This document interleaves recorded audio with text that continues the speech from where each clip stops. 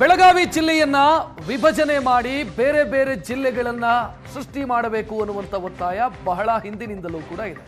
ಅತ್ಯಂತ ದೊಡ್ಡ ಜಿಲ್ಲೆ ಬೆಳಗಾವಿ, ಆಡಳಿತಾತ್ಮಕ ವಿಚಾರಕ್ಕೆ ಕಷ್ಟ ಆಗ್ತಾ ಇದೆ. ಆ ಕಾರಣಕ್ಕಾಗಿ ಜಿಲ್ಲೆಗಳ ಸಂಖ್ಯೆಯನ್ನು ಜಾಸ್ತಿ ಮಾಡಬೇಕು, ಬೆಳಗಾವಿಯನ್ನು ವಿಭಜನೆ ಮಾಡಬೇಕು ಅಂತ.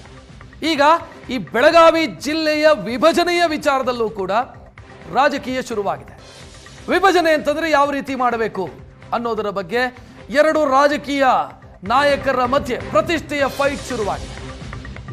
ಜಾರಕಿಹೊಳಿ ಬ್ರದರ್ಸ್ ಮತ್ತು ಲಕ್ಷ್ಮಣ ಸವದಿ ನಡುವೆ ಜಿಲ್ಲೆಯ ವಿಭಜನೆಯ ವಿಚಾರಕ್ಕೆ ಸಮರ ಶುರುವಾಗಿದೆ. ಡಿಸಿಸಿ ಬ್ಯಾಂಕ್ ಫೈಟ್ ಬಳಿಕ ಜಿಲ್ಲೆಯ ವಿಚಾರದಲ್ಲೂ ಹಗ್ಗಜಗ್ಗಾಟ. ಗೋಕಾಕ್ ಜಿಲ್ಲೆ ರಚನೆಗೆ ಸಿಎಂಗೆ ಜಾರಕಿಹೊಳಿ ಬ್ರದರ್ಸ್ ಮನವಿ ಮಾಡಿದ್ದಾರೆ.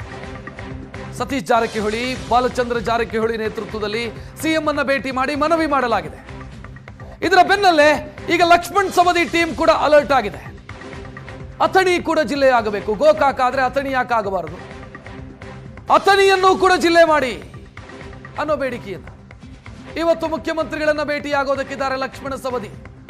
ಜೊತೆಗೆ ಅವರ ಸಮಾನ ಮನಸ್ಕ ನಿಯೋಗ ಮುಖ್ಯಮಂತ್ರಿಗಳನ್ನ ಭೇಟಿಯಾಗೋದಕ್ಕಿದೆ. ಬೆಳಗಾವಿಯಲ್ಲಿ ಜಿಲ್ಲೆಗಳ ವಿಚಾರದಲ್ಲಿ ಹಲವು ರೀತಿಯ ಬೇಡಿಕೆ ಇದೆ.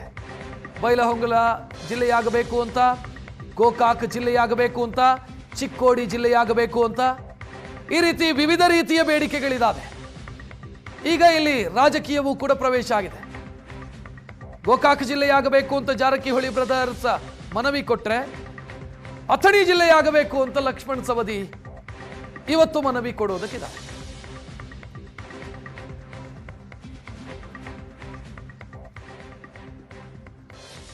ಇನ್ನು ಬೆಳಗಾವಿಯ ಪ್ರಭಾವಿ ನಾಯಕರ ಈ ಬೇಡಿಕೆ ಮುಖ್ಯಮಂತ್ರಿ ಸಿದ್ದರಾಮಯ್ಯ ಮತ್ತು ರಾಜ್ಯ ಸರ್ಕಾರವನ್ನ ಇಕ್ಕಟ್ಟಿಗೆ ಸಿಲುಕಿಸಿದೆ. ಯಾಕಂತಂದ್ರೆ ಯಾರನ್ನೂ ಬಿಟ್ಟುಕೊಡದಂತ ಸ್ಥಿತಿಯಲ್ಲಿ ಸಿಎಂ ಇದ್ದಾರೆ. ಕೊನೆಗೂ ಕೂಡ ಜಾಣ ನಡೆ ಪ್ರದರ್ಶಿಸಿದ್ದಾರೆ ಸಿದ್ದರಾಮಯ್ಯ. ಯಾರಿಗೂ ಬೇಸರವಾಗದಂತೆ ಹೆಜ್ಜೆ ಇಟ್ಟಿದ್ದಾರೆ. ತಾಲೂಕು ಜಿಲ್ಲೆ ರಚನೆಗೆ ಆರ್ಥಿಕ ಇಲಾಖೆ ಅನುಮತಿ ಕೊಟ್ಟಿಲ್ಲ. ವಿಧಾನಸಭೆಯಲ್ಲಿ ಲಿಖಿತ ಉತ್ತರವನ್ನು ಕೊಡಿಸಿದ್ದಾರೆ ಸಿದ್ದರಾಮಯ್ಯ ಅವರು ಕಂದಾಯ ಸಚಿವರ ಮೂಲಕ. ಈ ಉತ್ತರ ಜಿಲ್ಲಾ ಹೋರಾಟಗಾರರಿಗೆ ನಿರಾಸೆಯನ್ನು ತಂದಿದೆ. ಇಲ್ಲಿ ಯಾರ ಪರ ವಹಿಸಿದ್ರೂ ಕೂಡ ಸಮಸ್ಯೆಯಾಗತ್ತೆ ಅನ್ನೋದು ಸರ್ಕಾರಕ್ಕೂ ಗೊತ್ತಾಗಿದೆ. ಅದೇ ಕಾರಣಕ್ಕಾಗಿ ಚುಕ್ಕಿ ಗುರುತಿಲ್ಲದ ಪ್ರಶ್ನೆ ಒಂದು ಪ್ರಸ್ತಾಪ ಆಗಿತ್ತು ಇಲ್ಲಿ. ಅದಕ್ಕೆ ಲಿಖಿತ ಉತ್ತರ ಸಿಕ್ಕಿರೋದು ಆರ್ಥಿಕ ಇಲಾಖೆಯಿಂದ ಗ್ರೀನ್ ಸಿಗ್ನಲ್ ಸಿಕ್ಕಿಲ್ಲ ಅನ್ನುವಂಥ ಉತ್ತರ ಬಂದಿದೆ. ನಾನು ಅದೇ ಹೇಳಲಿಕ್ಕೆ ಹೊರಟಿದ್ದೆ. ಈಗ ಐಹೊಳೆಯವರು ಸಡನ್ ಆಗಿ ದುರ್ಯೋಧನ ಆಗ್ಬಿಟ್ಟಿದ್ದಾರೆ. ಹಿಂದೆ ನಿಮ್ ಸರ್ಕಾರ ಇದ್ದಾಗ ಪಾಂಡವರ ಪಾಲಿನ ದುರ್ಯೋಧನ ಈ ತರ ಮಾತಾಡಿದ್ ಇವತ್ತೇ ನೋಡಿದ್ ನಾನು. 4 ವರ್ಷ ನಿಮ್ ಸರ್ಕಾರ ಇದ್ದಾಗ ಎಲ್ಲೋಗಿತ್ತು ಈ ರುದ್ರಾವತಾರ, ಆವಾಗ ಯಾಕೆ ಆಗ್ಲಿಲ್ಲ ಅಂತ ನಾನು ಅದೇ ಹೇಳಲಿಕ್ಕೆ ಹೊರಟಿದ್ದೆ. ಈಗ ಐಹೊಳೆಯವರು ಸಡನ್ ಆಗಿ ದುರ್ಯೋಧನ ಆಗ್ಬಿಟ್ಟಿದ್ದಾರೆ. ಹಿಂದೆ ನಿಮ್ ಸರ್ಕಾರ ಇದ್ದಾಗ ಪಾಂಡವರ ಪಾಲಿನ ದುರ್ಯೋಧನ ಈ ತರ ಮಾತಾಡಿದ್ ಇವತ್ತೇ ನೋಡಿದ್ ನಾನು. 4 ವರ್ಷ ನಿಮ್ ಸರ್ಕಾರ ಇದ್ದಾಗ ಎಲ್ಲೋಗಿತ್ತು ಈ ರುದ್ರಾವತಾರ. ಈಗಾಗಲೇ ಆಯೋಗಗಳು ರಿಕಮೆಂಡ್ ಮಾಡಿದ್ದು ಗೋಕಾಕ್ ಚಿಕ್ಕೋಡಿ ಜಿಲ್ಲೆ ಆಗ್ಬೇಕಂತ ರಿಕಮೆಂಡ್ ಮಾಡಿದಾರು. ತಾವು ಆಡಳಿತ ದೃಷ್ಟಿಯಿಂದ ದಯಮಾಡಿ ಅಂದ್ರೆ ಈ ಸದನ ಮುಗಿಯೊಳಗೆ ತಾವೆಲ್ಲ ಶಾಸಕರನ್ನು ಮತ್ತೆಲ್ಲ ವಿಧಾನ ಪರಿಷತ್ ಎಲ್ಲರನ್ನು ಸದಸ್ಯರನ್ನು ಕರೆದು ತಾವೊಂದು ಸಭೆ ಮಾಡಿ ನಿರ್ಣಯ ಮಾಡಿದರೆ ಭಾಳ ದಿನ 40 ವರ್ಷದ ಹೋರಾಟ ಇದೆ. ಅದಕ್ಕೆ ದಯಮಾಡಿ ಗೋಕಾಕ್ ಮತ್ತು ಚಿಕ್ಕೋಡಿ 2 ಜಿಲ್ಲೆ ಮಾಡ್ಬೇಕಂತ ನಾವು ಒತ್ತಾಯ ಮಾಡ್ತೀವಿ. ಈಗಾಗಲೇ ಆಯೋಗಗಳು ರಿಕಮೆಂಡ್ ಮಾಡಿದ್ದು ಗೋಕಾಕ್ ಚಿಕ್ಕೋಡಿ ಜಿಲ್ಲೆ ಆಗ್ಬೇಕಂತ ರಿಕಮೆಂಡ್ ಮಾಡಿದಾರು. ತಾವು ಆಡಳಿತ ದೃಷ್ಟಿಯಿಂದ ದಯಮಾಡಿ ಅಂದ್ರೆ ಈ ಸದನ ಮುಗಿಯೊಳಗೆ ತಾವೆಲ್ಲ ಶಾಸಕರನ್ನು ಮತ್ತೆಲ್ಲ ವಿಧಾನ ಪರಿಷತ್ ಎಲ್ಲರನ್ನು ಸದಸ್ಯರನ್ನು ಕರೆದು ತಾವೊಂದು ಸಭೆ ಮಾಡಿ ನಿರ್ಣಯ ಮಾಡಿದರೆ ಭಾಳ ದಿನ 40 ವರ್ಷದ ಹೋರಾಟ ಇದೆ. ಅದಕ್ಕೆ ದಯಮಾಡಿ ಗೋಕಾಕ್ ಮತ್ತು ಚಿಕ್ಕೋಡಿ 2 ಜಿಲ್ಲೆ. ಹೆಚ್ಚಿನ ಡೀಟೇಲ್ ನೀಡೋದಕ್ಕೆ ನಮ್ಮ ಪ್ರತಿನಿಧಿ ಅನಿಲ್ ನೇರ ಸಂಪರ್ಕದಲ್ಲಿ. ಅನಿಲ್, ಬೇಡಿಕೆಗಳು ಜಾಸ್ತಿ ಆದಂಗೆ ಆ ಬೇಡಿಕೆಗಳು ಈಡೇರದೆ ಹೋಗುವಂತ ಆತಂಕವೂ ಜಾಸ್ತಿ ಆಗತ್ತೆ. ಅಂಥದೇ ಸ್ಥಿತಿನ ಅಂತ ಬೆಳಗಾವಿಗೆ ಸಂಬಂಧಿಸಿ.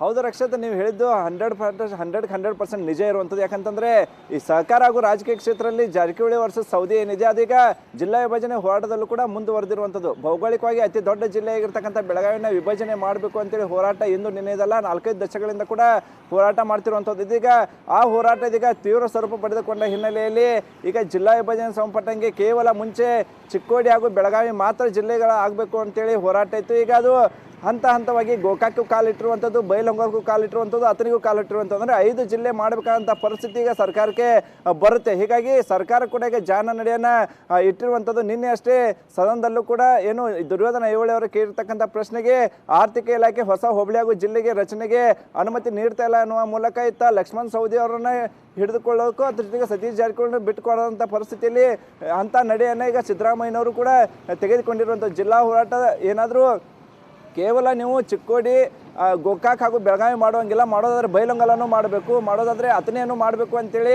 ಈಗಾಗಲೇ ಸಾಕಷ್ಟು ಎಲ್ಲ ತಾಲೂಕು ಹಾಗೂ ಶಾಸಕರು ಕೂಡ ಪಟ್ಟಣ ಹಿಡಿದಿರುವಂಥದ್ದು. ಹೀಗಾಗಿ ಏನು ಅಧಿವೇಶನ ಆರಂಭದ ಮೊದಲ ದಿನದಲ್ಲೇ ಜಾರಕಿಹೊಳಿ ಸದರರು ಪ್ರಮುಖವಾಗಿ ಉಸ್ತುವಾರಿ ಸಚಿವ ಸತೀಶ್ ಜಾರಕಿಹೊಳಿ ಹಾಗೂ ಬಾಲಚಂದ್ರ ಜಾರಕಿಹೊಳಿ ಇಬ್ಬರು ಕೂಡ ಶೂನ್ಯ ಸಂಪಾದನಾ ಮಠದ ಸ್ವಾಮೀಜಿ ನೇತೃತ್ವದಲ್ಲಿ ಮುಖ್ಯಮಂತ್ರಿಗಳನ್ನ ಭೇಟಿ ಆದರೂ ಈಗ ಈ ಒಂದು ಭೇಟಿ ಹಿನ್ನೆಲೆಯಲ್ಲಿ ಲಕ್ಷ್ಮಣ್ ಸವದಿ ಕೂಡ ಅಲರ್ಟ್ ಆಗಿರುವಂಥದ್ದು. ನಿನ್ನೆ ಅಷ್ಟೇ ಅಥಣಿ ಬಂದ್ಗೂ ಕೂಡ ಕರೆಯನ್ನು ನೀಡಲಾಗಿತ್ತು. ಕರೆಯ ಬಳಿಕ ಈಗ ಮುಖ್ಯಮಂತ್ರಿಗಳ ಭೇಟಿಗೂ ಕೂಡ ಇವತ್ತು ಲಕ್ಷ್ಮಣ್ ಸವದಿ ಹಾಗೂ ಅಥಣಿ ಹೋರಾಟ ಜಿಲ್ಲಾ ಹೋರಾಟ ಸಮಿತಿ ಪದಾಧಿಕಾರಿಗಳು ಕೂಡ ಇವತ್ತು ಮಧ್ಯಾಹ್ನ ಪ್ರವಾಸಿ ಮಂದಿರದಲ್ಲಿ ಸಿಎಂ ಭೇಟಿಯಾಗೂ ಕೂಡ ಆ ನಿರ್ಧಾರವನ್ನು ಮಾಡಿರುವಂಥದ್ದು.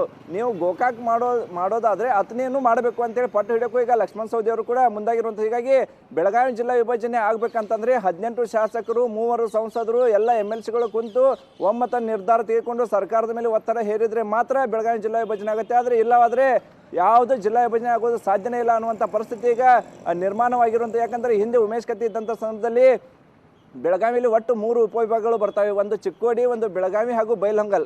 ಈ 3 ಜಿಲ್ಲಾ ಕೇಂದ್ರ ಮಾಡಬೇಕು ಅಂತೇಳಿ ಯಡಿಯೂರಪ್ಪನವರ ಮುಂದೆ ಅವರು ಉಮೇಶ್ ಕತ್ತಿ ಅವರು ಪ್ರಸ್ತಾವನೆಯನ್ನ ಇಟ್ಟಿದ್ರು. ಆಗ ಕೂಡ ಉಮೇಶ್ ಕತ್ತಿ ನಿರ್ಧಾರಕ್ಕೆ ಬೈಲಹೊಂಗಲ್ ಜನ ಸ್ವಾಗತ ಮಾಡಿದ್ರೆ, ಗೋಕಾಕ್ ಜನ ಆಕ್ರೋಶನ ವ್ಯಕ್ತಪಡಿಸಿದ್ರು. ಹೀಗಾಗಿ ಇವತ್ತು ಲಕ್ಷ್ಮಣ್ ಸವದಿ ಕೂಡ ಸಿಎಂ ಭೇಟಿಗೆ ನಿರ್ಧಾರವನ್ನು ಮಾಡಿರುವಂಥದ್ದು. ಹೀಗಾಗಿ ನಿರ್ಧಾರ ಮಾಡಿದ ಬಳಿಕ ಲಕ್ಷ್ಮಣ್ ಸವದಿ ಅವರಿಗೆ ಯಾವ ರೀತಿ ಭರವಸೆಯನ್ನು ಸಿಎಂ ಕೊಡ್ತಾರೆ ಅನ್ನೋದು ಕೂಡ ಈಗ ಸಾಕಷ್ಟು ಕುತೂಹಲ ಮೂಡಿಸಿರುವಂಥದ್ದು. ನಿನ್ನೆ ಕೂಡ ಮಹಂತೇಶ್ ಕೌಜಲ್ಗಿ ಕೂಡ ಹೋಗಿ ಸಿಎಂಗೆ ಭೇಟಿಯಾಗಿ ಬೈಲಹೊಂಗಲನ್ನು ಜಿಲ್ಲಾ ಮಾಡಬೇಕಂತ ಬೇಡಿಕೆಯನ್ನು ಕೂಡ ಇಟ್ಟಿದ್ರು. ಹಾಗೆ ಇವತ್ತು ಮುಖ್ಯಮಂತ್ರಿಗಳ ಜೊತೆಗೆ ಲಕ್ಷ್ಮಣ್ ಸವದಿ ಅವರ ಭೇಟಿ ಏನಿದೆ ಸಾಕಷ್ಟು ಕುತೂಹಲಕ್ಕೂ ಕೂಡ ಕಾರಣವಾಗಿರುವಂಥದ್ದು. ಲಕ್ಷತ್, ಥ್ಯಾಂಕ್ ಯು ಅನಿಲ್ ಮಾಹಿತಿಗೆ. ಈಗ ನಮ್ಮ ಜೊತೆಗೆ ಅಶೋಕ್ ಪೂಜಾರಿ, ಗೋಕಾಕ್ ಜಿಲ್ಲೆ ಆಗಬೇಕು ಅಂತ ಒತ್ತಾಯಿಸಿ ಹೋರಾಟ ಮಾಡಿದವರು ಅಶೋಕ್ ಪೂಜಾರಿ ಅವರು ಫೋನ್ ಸಂಪರ್ಕದಲ್ಲಿ. ಅಶೋಕ್ ಅವರೇ ನಮಸ್ಕಾರ. ನಮಸ್ಕಾರ. ತಮ್ಮ ಗಮನಕ್ಕೆ ಬಂತು ಅಂತ ನಾನು ಭಾವಿಸ್ತೀನಿ. ಗೋಕಾಕ್ ಮಾತ್ರ ಯಾಕೆ ಆಗಬೇಕು, ಅಥಣಿನೂ ಆಗಬೇಕು, ಬೈಲಹೊಂಗಲನೂ ಆಗಬೇಕು ಅನ್ನೋ ಬೇಡಿಕೆ ಶುರುವಾಗಿದೆ. ಏನು ಹೇಳ್ತೀರಿ ಸರ್? ಮೂಲತಃ 40-50 ವರ್ಷಗಳ ಹಿಂದಿದ್ದದ್ದು ಹೋರಾಟ. ಬೆಳಗಾವಿ ಜಿಲ್ಲಾ ದೊಡ್ಡದೈತಿ. ಬೆಳಗಾವಿ ಜಿಲ್ಲೆ ವಿಭಜನೆ ಆಗಬೇಕು ಆಡಳಿತಾತ್ಮಕ ಹಿತದೃಷ್ಟಿಯಿಂದ, ಮತ್ತೆ ಗೋಕಾಕ್ ಸಂಪನ್ಮೂಲತೆಯ ದೃಷ್ಟಿಯಿಂದ ಅಥವಾ ಅಭಿವೃದ್ಧಿಯ ದೃಷ್ಟಿಯಿಂದ ಅದಕ್ಕೆ ಜಿಲ್ಲಾ ಕೇಂದ್ರಕ್ಕೆ ಮೂಲಭೂತವಾದ ಸೌಲಭ್ಯಗಳು ಏನೇನು ಸಿಗಬೇಕು ಅದಕ್ಕೆಲ್ಲ ಪೂರಕ ಒದಗಿಸುವಂತ ಸ್ಥಿತಿಯೊಳಗೈತಿ. ಮತ್ತೆ ಬೆಳಗಾವಿ ಜಿಲ್ಲೆಯ ಮಧ್ಯವರ್ತಿ ಸ್ಥಳವಾಗೈತಿ. ಆ ಕಾರಣದಿಂದ ನಮ್ಮ ಮೂಲ ಹೋರಾಟ ಬೆಳಗಾವಿ ಜಿಲ್ಲಾ ದೊಡ್ಡದೈತಿ, ವಿಭಜನೆ ಆಗಬೇಕು, ಬೆಳಗಾವಿ ಮತ್ತು ಗೋಕಾಕ್ 2 ಜಿಲ್ಲೆ ಆಗ್ಬೇಕು ಅಂತ ಹೋರಾಟ ಇತ್ತು. ಇದು ಸುಮಾರು 10-20 ವರ್ಷಗಳ ನಿರಂತರ ಹೋರಾಟ ಇತ್ತು. ಯಾವಾಗ ಜಿಲ್ಲಾ ವಿಭಜನೆ ಪ್ರಕ್ರಿಯೆ ತಡ ಹಾಕೋತ ಹೋಯ್ತು, ಅವಾಗ ಹೊಸ ಹೊಸ ಜಿಲ್ಲೆಗಳ ಆಗ್ಬೇಕು ಅನ್ನೋಂಥ ಬೇಡಿಕೆ ಪ್ರಾರಂಭ ಆಯ್ತು. ಬಹುಶಃ ಈಗ ಇದು ಏನು ತಡ ಆಗಿದೆ ಅಲ್ರಿ, ತಡ ಆದ ಸಲುವಾಗಿನೇ ಹೊಸ ಹೊಸ ಜಿಲ್ಲೆಗಳ ಬೇಡಿಕೆ ಬರತೈತಿ. ಬಹುಶಃ ಸರ್ಕಾರ ಇನ್ನೂ ಮುಂದೆ ಇದಕ್ಕೆ ತಡ ಬರ್ಕೊತ ಹೋದ್ರ ಪ್ರತಿಯೊಂದು ತಾಲೂಕದವರು ಸಹಿತ ನಮ್ಮ ಜಿಲ್ಲಾ ಕೇಂದ್ರ ಆಗ್ಲಿ ಅಂತ ಬೇಡಿಕೆ ಇಡೋದು ಸಹಜ. ಬಹುಶಃ ತಮ್ಮ ಗ್ರಾಮ, ತಮ್ಮ ಊರು, ತಮ್ಮ ಕ್ಷೇತ್ರ ಜಿಲ್ಲೆ ಆಗ್ಬೇಕು ಅನ್ನುವಂತ ಭಾವನೆ ಎಲ್ಲರಿಗೂ ಇರ್ತೈತಿ, ಅದು ಸಹಜ.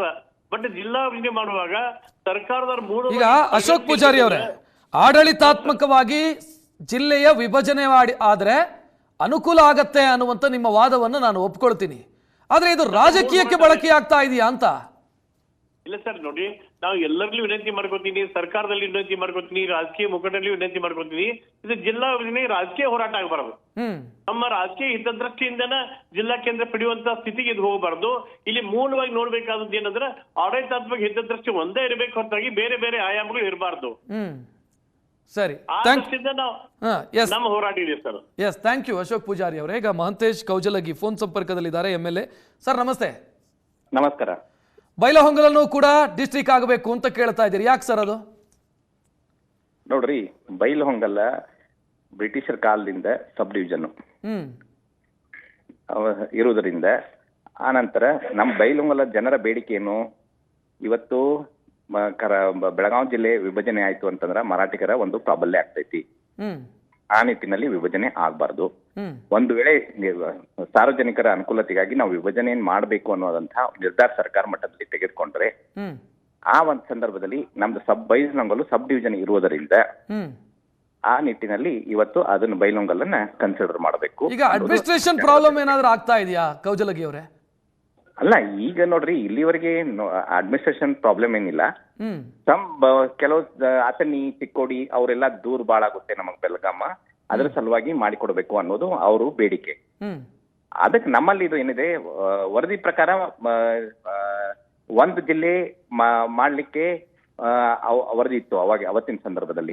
ತದನಂತರ ಇವತ್ತು ಜನರ ಸಾರ್ವಜನಿಕರಿಗೆ ಅನುಕೂಲತೆ ಆಗ್ಲಿ ಅನ್ನೋ ಒಂದು ದೃಷ್ಟಿಯಿಂದ ಎಲ್ಲರೂ ತಮ್ಮ ತಮ್ಮ ಬೇಡಿಕೆಗಳನ್ನು ಇಡ್ತಾ ಇದ್ದಾರೆ.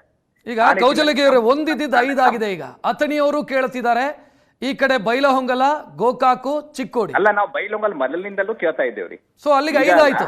ಅಲ್ಲಲ್ಲ, ಯಾವಾಗ JH ಪಟೇಲ್ರು ಬೆಳಗಾವಿ ಜಿಲ್ಲೆಯನ್ನ ವಿಭಜನೆ ಮಾಡ್ಬೇಕು ಅಂತ ಹೇಳಿ ಒಂದು ವಿಚಾರ ಮಾಡಿದ್ರು.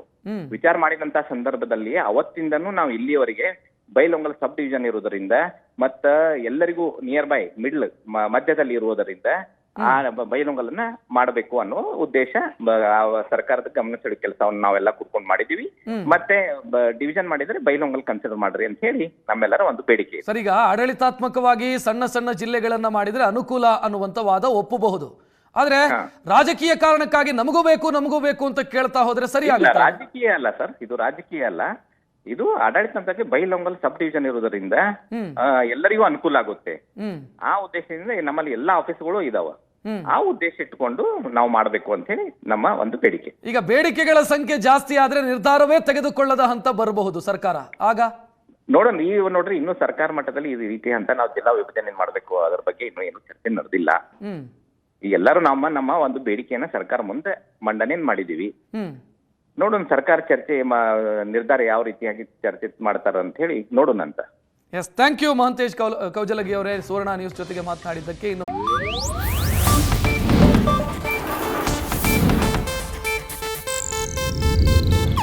ಇದು ಏಷ್ಯಾನೆಟ್ ನ್ಯೂಸ್ ನೆಟ್ವರ್ಕ್ ಪ್ರಸ್ತುತಿ.